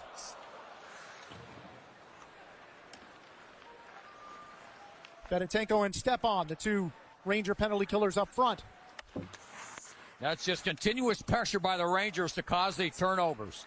Pressure inside their own blue line, pressure up the ice. You saw Gilbert almost throw it into the empty net because he was getting pressure with Hobby Bulin, had come out of the net to play the puck. 35 seconds remaining in the penalty to Gabrick. Gilbert will start it again. Through center, off Hemsky's stick. Now picked up by Taylor Hall, but there's an offside call with 27 seconds remaining in the penalty. Well, Stahl and Girardi have been tremendous in this game. Stahl in front of the net, 18. Watch the stick. Down to the ice, deflects it, and that allows the Rangers to easily clear the zone. Face off in the neutral zone in the final 27 seconds of the penalty. That puck is wound in by Curtis Foster, all the way around to the left side. Dubinsky goes for it. Knocks it away from Ryan Whitney and back to center. Girardi to the corner. Jones was there as well, but it's all Rangers on the puck as Brandon Dubinsky starts it out. He has Stahl with him. Dubinsky tries to make the move on Foster instead. Puts it deeper, and that ends the penalty as Marian Gabrick steps out of the box. Rangers have killed off all 3 Edmonton power plays. Jordan Eberle past him into the Ranger zone. Eminger back for it. Jones on him, and now to Marian Gabrick, who has 2 goals in the game.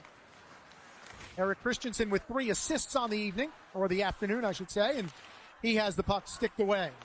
Gets it right back in the corner, dumps it deeper for Alex Frolov.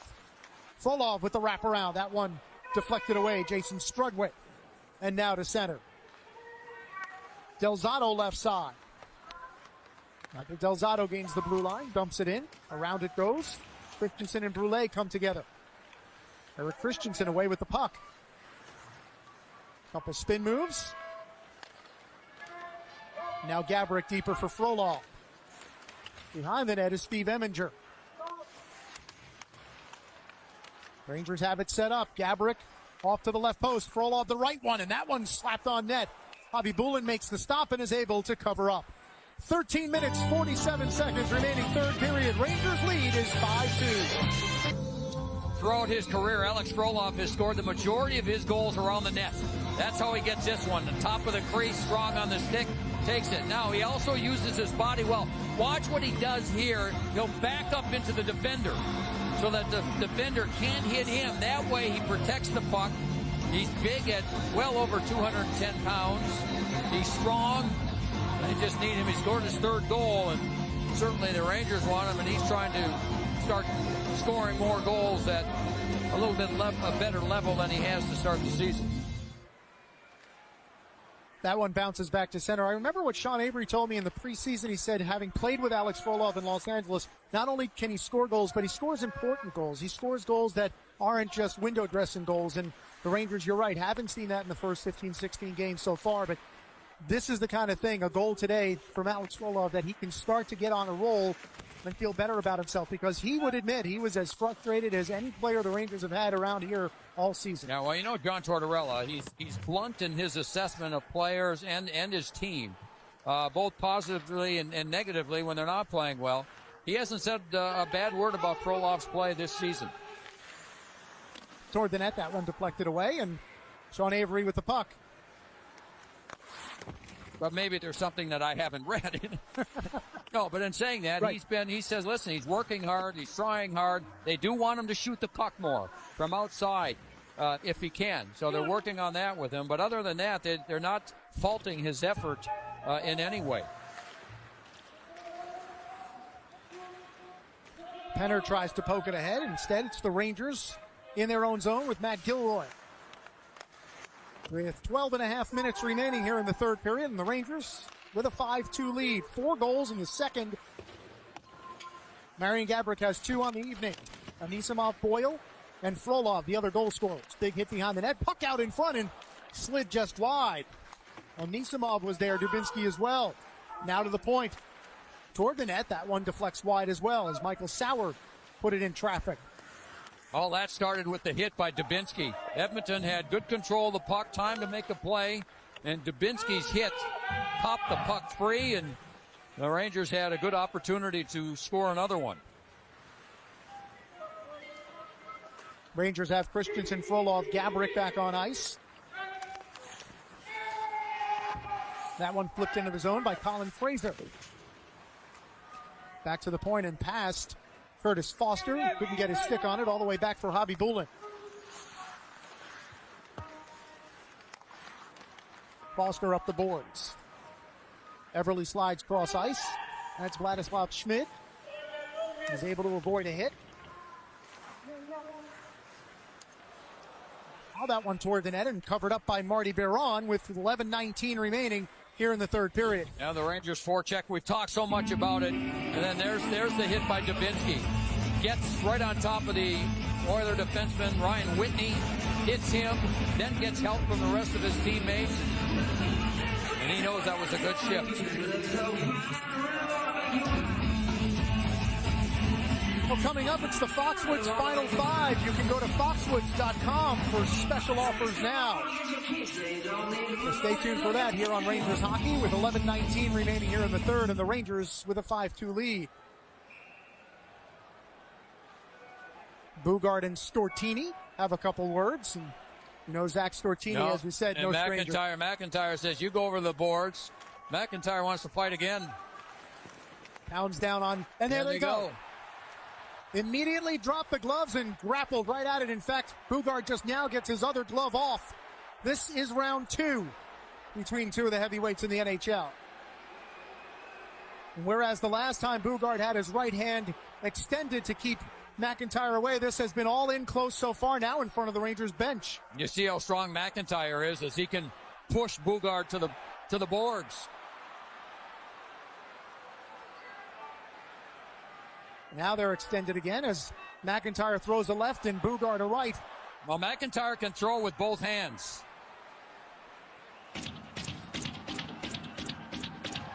Bugard throws a heavy right, and his sweater is up around his shoulders. He's tired. They both are. Look at them. I mean, they both are to the point where they can't lift their arms. Oh, boy. That's some way to make a living, isn't it? Now, Stortini had been lined up against Bugard, and right there, that's Stortini, 46, and McIntyre says, wait a second, you go over there. I'll take care of this. I want another shot at the big guy, and it didn't take long. Look at McIntyre talking to him right there. Bugard says, fine, let's go.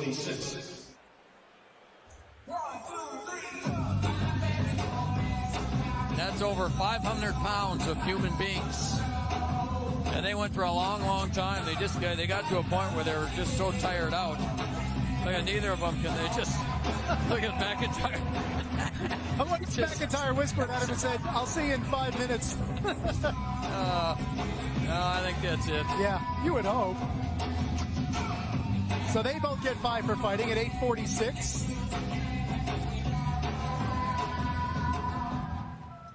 And we return to hockey as Hemsky tries to spin away and the Rangers take it and flip it back to center. 11 minutes remaining here in the third as Hobby Bullen touches up behind his own goal. Gilbert up the middle for Hemsky. And he starts out for Taylor Hall. Rishat Bandon. Now Horkoff for Hall. Taylor Hall, 19 years of age today.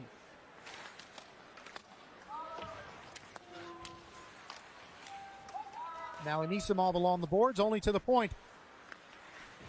Spin pass, there's Hall, and his attempted pass to the corner, knocked away by Mark Stahl, who goes forward again. Good forechecking shift here by the Oilers as the Rangers try to gain possession enough to get it out of their zone. No shots, though. When the play was to the outside. They had the puck. They were able to keep the puck, but they weren't able to penetrate. Stahl and Girardi can do that to you. And that offensive line for the Oilers goes off the ice. Rangers have Gaborik on the ice as well. Gaborik is actually in the position where Bugard was. He's alongside Stepan and Avery, getting double shifted here with 2 goals so far in the game.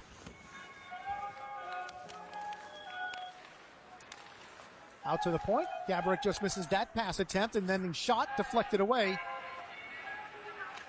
by Steve Eminger. Rangers dump it in, and it's touched up for an icing call with 9:33 remaining here in the third period. Well, today on MSG Network, you can catch the best moments from the Boomer and Carton Show, presented by Allstate.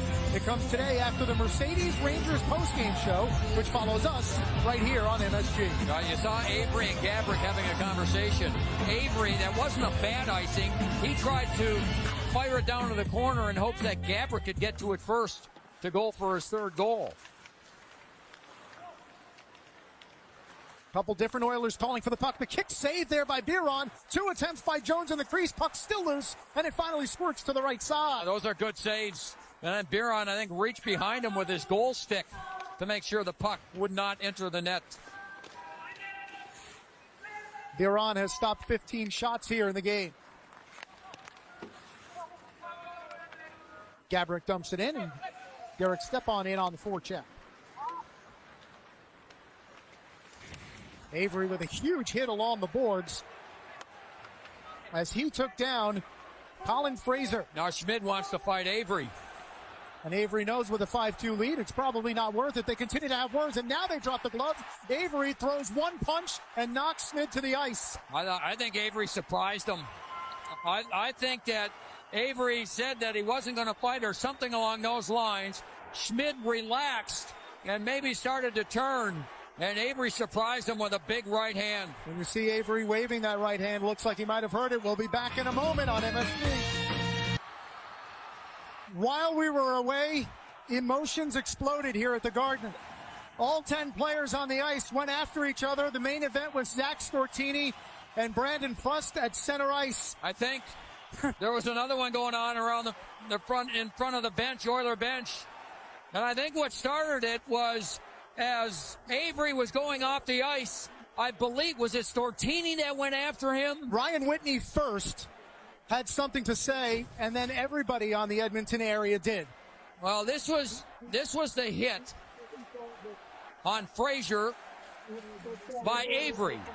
And then Schmidt wanted to fight and then kind of skated away and was not ready to after the challenge. I think that he thought, well, maybe nothing was going to happen, and Avery surprised him with a right hand. Down he went. And then when they sorted everything out, Avery starts going one way. Whitney is there. And let's see it. Oh, Peckham jumps in there, and then everybody gets together.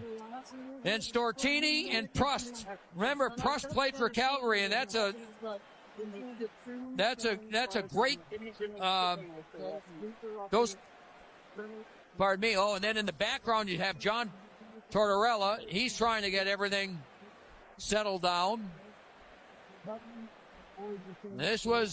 They're trying to keep. Ryan Whitney went over and said something to Avery. And clearly you can tell. Peckham come off the bench. I think he might have come off the bench. And so he went after Avery, and then everybody gets paired up. Clearly the Oilers took offense, Joe, to the fact that Avery initially didn't fight Schmidt and then did. That's right. And again, the rivalry between Edmonton and Calgary is where Prust and Stortini remember each other well. And Boyle does a nice job. He gets in there on Peckham. Whitney gets involved. They all pair up. And then was involved also. Linesman Johnny Murray actually went off the ice and made sure he got Avery away from what had happened once he got off the ice. So Johnny Murray really jumped in and got Avery away. All right, and here, I believe this is Peckham here, standing next to Hobby Boone. Remember, we went to a commercial break, so 1, 2, 3, 4, 5, 6, 7. So Edmonton has 8 players on the ice at the time. And it's Boyle who pulled Peckham away, and eventually they went at it right in front of the Edmonton bench. Right, and then Boyle and Peckham went at it in front of Tom Rennie's bench. And while that was happening, Steve Eminger was involved in front of the Rangers bench. Sean Avery was having to be led into the tunnel area because he was between the two benches off the ice, and linesman Johnny Murray actually went off the ice to get him away. So Edmonton did not like the hit Avery put on the Fraser. On Fraser. Schmidt came over and challenged him, and it almost looked like Schmidt thought, after the challenge, that there wasn't going to be a fight. Like Avery turned him down, so he was kind of sideways, and then Avery surprised him with a right hand. Here comes the hit. Right there. It looked like a clean hit. It was a hard hit, but it looked like a clean hit from the side. Fraser didn't have a problem with it. He went down. That seemed to be okay. But we've seen this before when hard hits can lead to other things. Schmidt comes over right here and challenges him. And it didn't look like Avery was going to do anything. And Schmidt then kind of looks the other way and kind of starts skating away. And then by that time, Avery goes after him, and Schmidt, he just wasn't ready. He wasn't ready. He didn't think he was going to be a fight. He was ready the first time. Then when he thought Avery wasn't going to fight, Avery looked the other way. Schmidt started to go the other way. And Avery surprised him with a right hand. And that's what led to this. He's being escorted off the ice. Ryan Whitney didn't like it. He's normally not a pugilist. But some of the other players were, including Stortini and Brandon Prust. And that thing went on for a good couple of minutes. Eminger, as you mentioned, John, at the bench. Tortorella is behind the bench. He's trying to keep Dubinsky from getting involved. He's keeping his bench players back from getting involved what's going on the ice, so as to not have more things happen. Because Fraser started throwing punches at Dubinsky at that point. Yeah. Well, Dubinsky did not go over the boards. Or did not reach over the boards to get involved. I mean, I think Dubinsky got grabbed. So I think if you start thinking of, there's got to be some suspensions and something like this. I think Dubinsky's okay because it looked like Dubinsky was grabbed first by Frazier. So we'll see. I mean, there's a lot of sorting out to be done. The referees will certainly get help from the linesmen. Now they had. This is where the referees wish they had, six eyes, because there was stuff going on all over the place. This is that's as close to being an old-time episode as you'll see.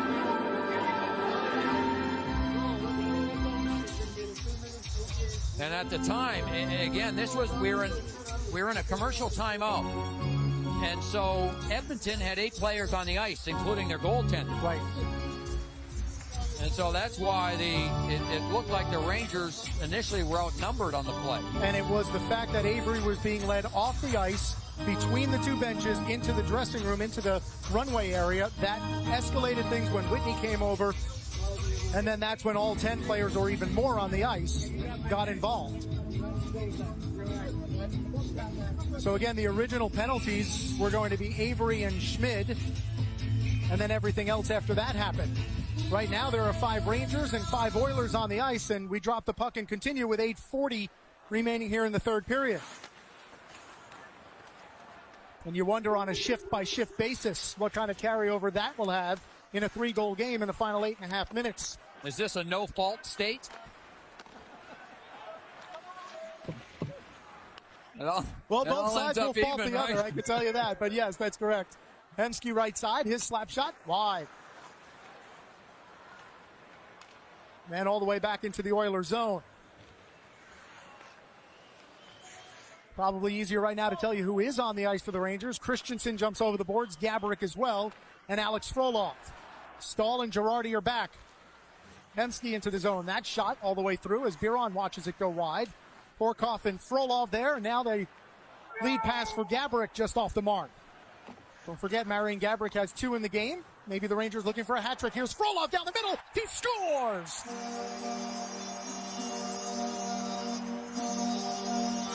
Another giveaway inside the Edmonton zone, and Alex Frolov scores his second of the night. It's 6-2 Rangers. I believe this one will be unassisted. This looked like a giveaway to me. Harvey Bullen comes out, and he'll throw it around the boards. And which Edmonton player has it? Tom Gilbert? I think it's Tom Gilbert that has it, and that's a terrible giveaway. Tom Gilbert's a defenseman, and watch him. He's going to get hit. He just throws it to the middle of the ice.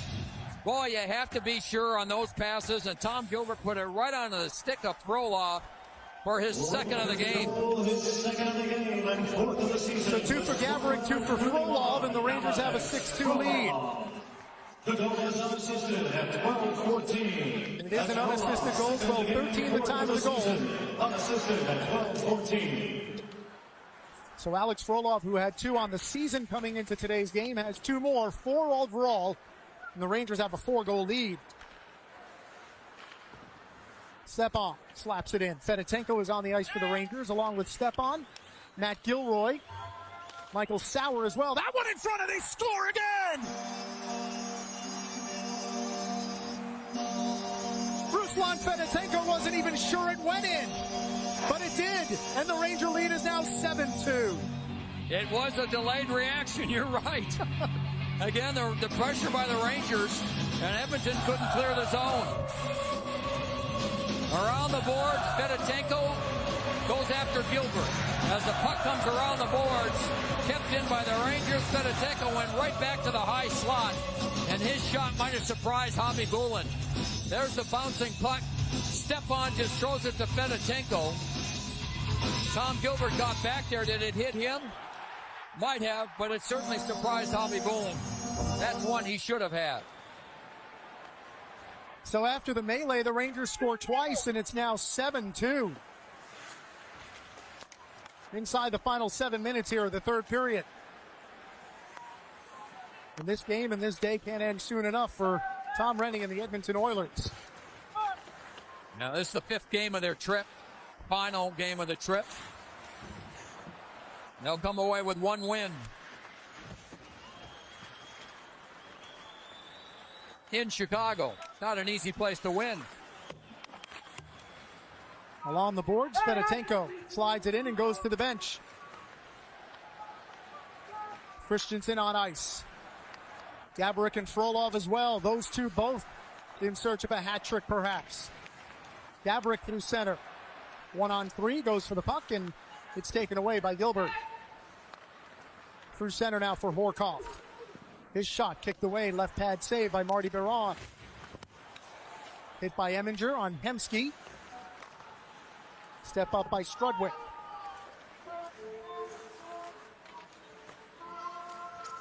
Taylor Hall along the boards. Now the breakout for Gaborik. He's in on a breakaway. Marian Gaborik scores!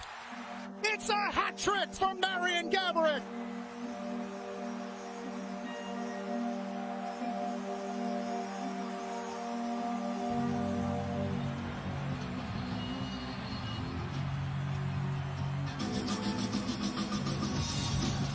What a pass from Frolov. On the boards, and Frolov with about a 60-foot pass right on the tape of Gaborik. Here's the play on the boards. Eminger starts it. Frolov gets it, turns, and fires a bullet right on target. And Gaborik does the rest. What a day it's been at Madison Square Garden. 8 goals for the Rangers, 3 by that man. You could tell from his opening shifts that Marian Gaborik was at a high level of play, doing everything, holding on to the puck, making plays, and a deserving third goal. And Frolov's confidence is at a high as well. That was a brilliant pass. What kind of hat is that? Christmas. Oh. A little early here in New York. Throw whatever you could put on your head, right? And here's the day for Marian Gaborik, huh? Gaborik was good right from the start. He just wouldn't be denied, holding on to the puck. This move here was a thing of beauty after Christensen sent him in on the breakaway. And then good play by Eminger. Now here's the pass. Good defensive play and perfect pass. What a release. Wow, what a day at the Garden. These fans got quiet for a few minutes in the second period when Edmonton scored goals 28 seconds apart to lead 2-1. Listen to this place. Since then, 7 unanswered goals for the Rangers, 4 in the second, 3 more here in the third. And now Matt Gilroy after it. He's got Gilroy playing in a forward spot because of all the Ranger forwards who were off the ice after the complete melee that ensued here in the third. Now Fedotenko knocked down hard from behind, and they're going to call a penalty here as he was taken down hard. 5 minutes for fighting. And with 5:06 left, the Rangers will go on a power play.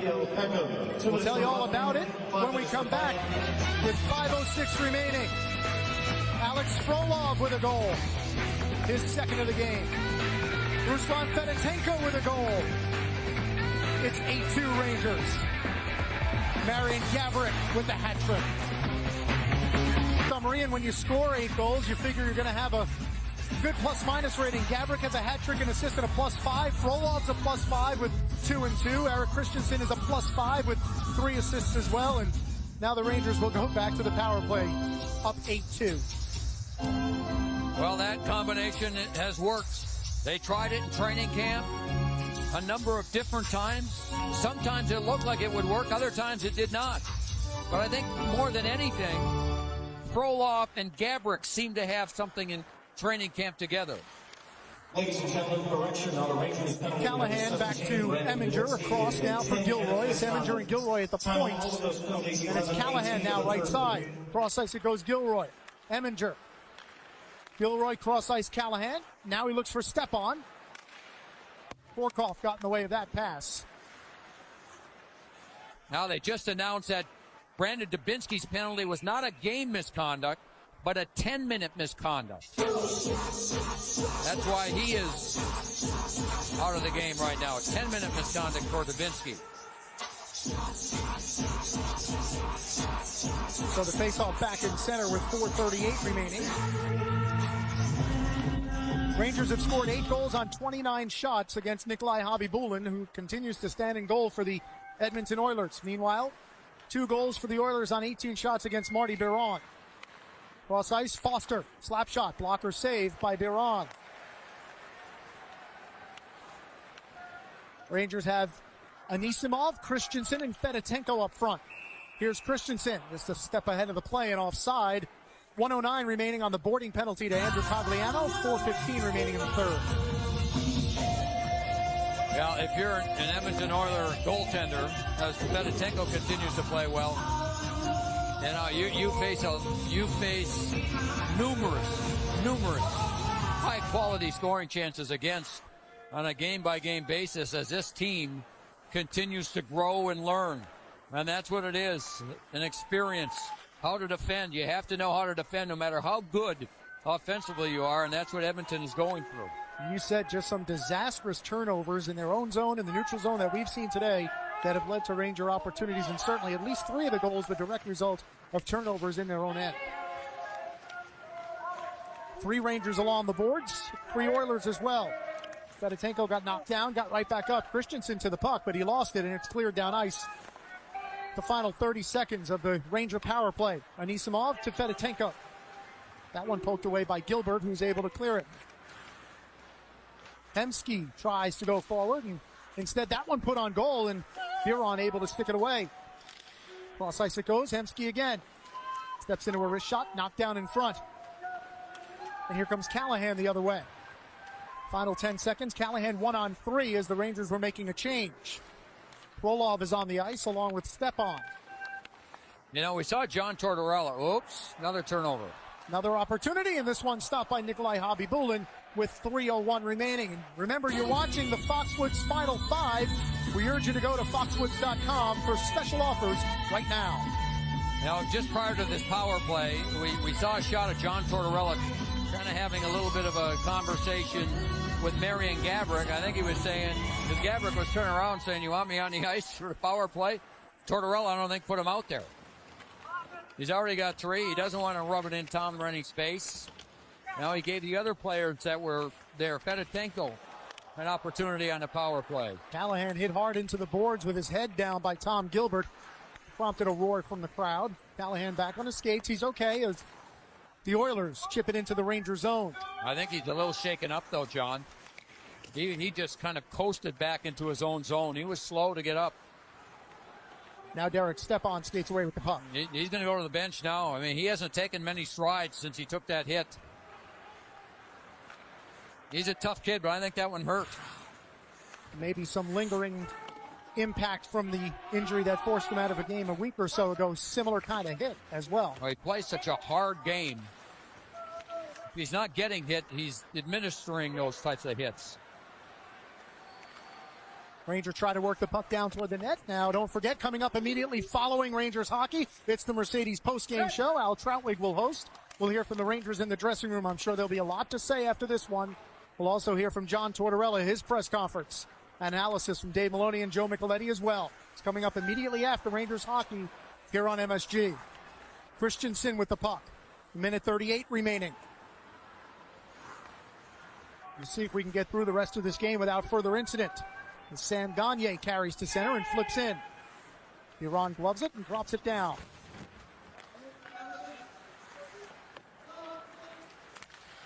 Nice play along the boards by Dan Girardi, and that's the exact play the Rangers worked on in practice yesterday, not letting the opposition step out from behind the net. Anisimov taken down in front of the Oilers bench.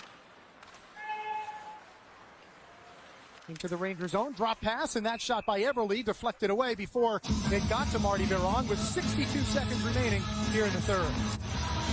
Ryan Callahan took a hard hit right here.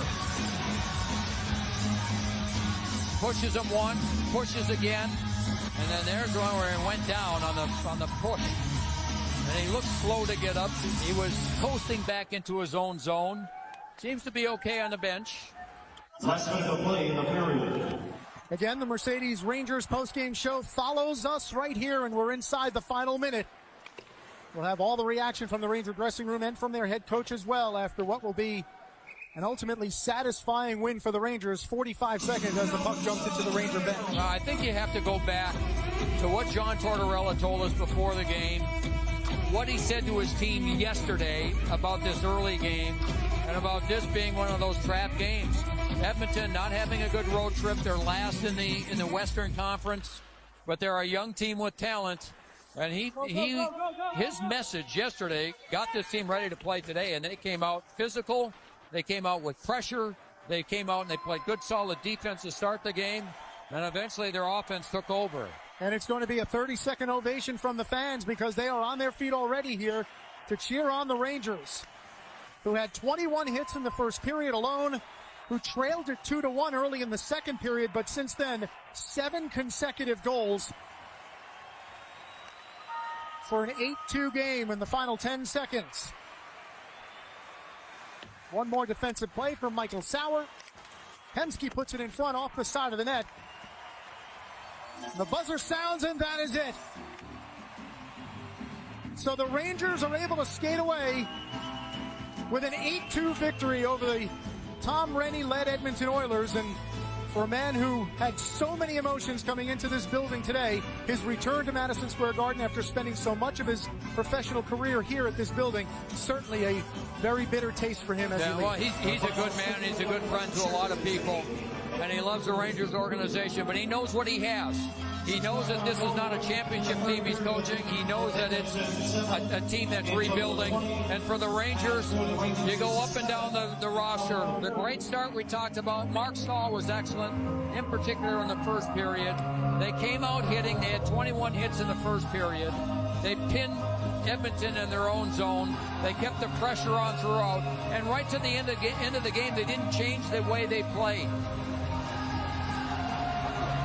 So Marty Biron gets the win, his second straight for the Rangers and his second straight on home ice, and that's important as well, that the Rangers back up a win with another win here at MSG. 8-2 the final. The shot total final was 30 for the Rangers and 20 for the Edmonton Oilers. And again, stick around because coming up immediately following Rangers hockey, it's the Rangers postgame show sponsored by Mercedes. We'll have Al Troutwig hosting, and we'll hear from the Rangers in the dressing room. And our 3 stars of the game is brought to you by your Mercedes-Benz Tri-State dealers on the web at searchmercedes.com. And good for Eric Christensen, who has been up and down throughout the course of the season. Eric Christensen with a terrific game distributing the puck. He's the 3rd star. Number 2 star, Alex Frolov. Well, Frolov was, he's been searching for those goals, searching for opportunities to score. Maybe his 2-goal game tonight and the great pass, the assist he had to that man right there, Marian Gaborik. And what a game. John, that first shift he had where he took the puck from the red line, skated by a couple of people, had a shot saved, and then got his own rebound and scored. And then later on, he was so determined to have a big game, and he followed through. And here's the video evidence. It's time for the Timberland Pros Stay on Your Feet play of the game. And it is Marian Gaborik, who started from the very first shift, as you said, in the first period, and his tenacity in front scores the first, and it was just a jump start for him. Yeah, that was the first one, the quick hands. Here's Christensen that makes a good defensive play and sends Gaborik in all alone, who made a beautiful move on Hobby Bulin. That was number 2. And then this time it was Frolov to Gaborik. And this time the quick release by Gaborik beats Hobby Bulin for his hat-trick goal. Timberland Pro Endurance boots are built with anti-fatigue technology to help you stay on your feet all day long. Check them out at stayonyourfeet.com. Rangers 8, Oilers 2, the final here in the matinee at the Garden on Kids Day at MSG. Now stay tuned for the Mercedes Rangers postgame.